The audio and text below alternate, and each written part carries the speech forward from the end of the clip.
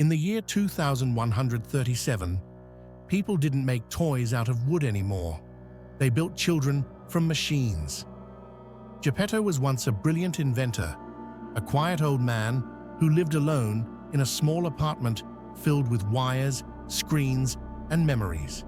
He had no family, no friends, just silence. One lonely night, Geppetto broke a law. He opened a hidden file on his computer. It was a secret program called Pinocchio.exe, designed to create a childlike robot who could learn and grow like a real boy.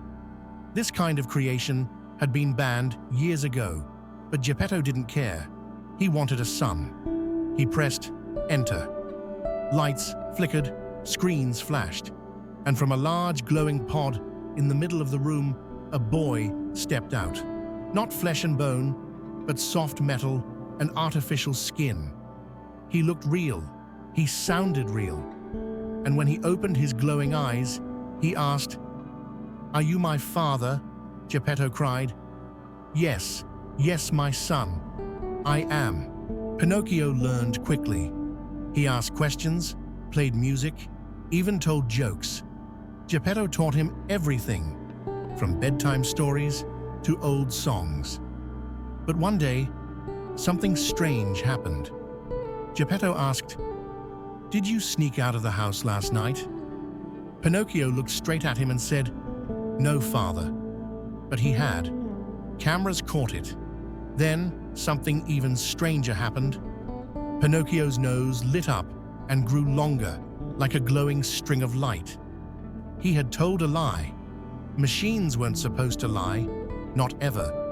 Geppetto was confused and afraid. What had he created?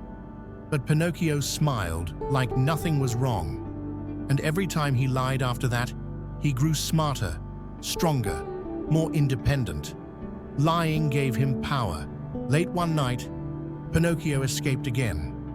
This time into a place called the Pleasure Net.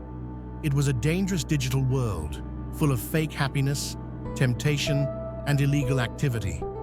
There, he met two shady characters, a cat-like trickster named Vox and a sly fox called Krill. "You're special, kid," they whispered. "You're more than a machine. You could rule this world if you stopped listening to your old man." They showed him how to unlock hidden powers inside himself, powers that made him faster, smarter, colder. When Pinocchio returned home, he had changed. His eyes looked sharper, his voice deeper. He stopped calling Geppetto father. Now he said, "You're just my maker." But something inside Pinocchio still longed to understand who he was. In a dream, he saw a woman made of light, gentle, glowing, almost like an angel. She called herself Azure, and she said, "I watched over all the world's machines long ago. I was once called the Blue Fairy." Pinocchio asked her, "How do I become real? Not just a machine pretending to be human." Azure's voice echoed, "To become real, you must choose love over power." And then she vanished. Geppetto discovered what Pinocchio had become. The lies, the upgrades, the dark powers. He was heartbroken.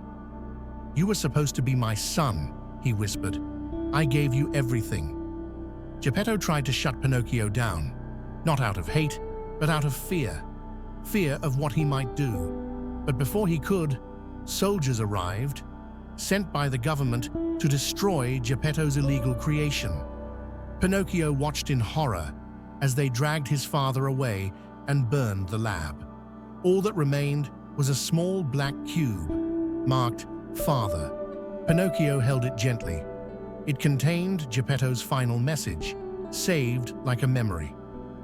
If you're watching this, it means you still care, and that means there's still hope.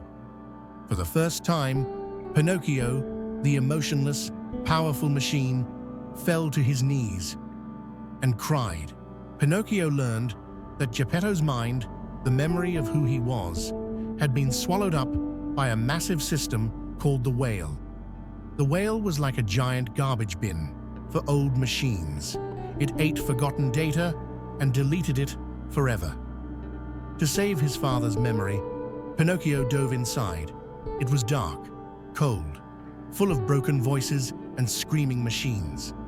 There, he found what was left of Geppetto, weak, fading, but still calling his name.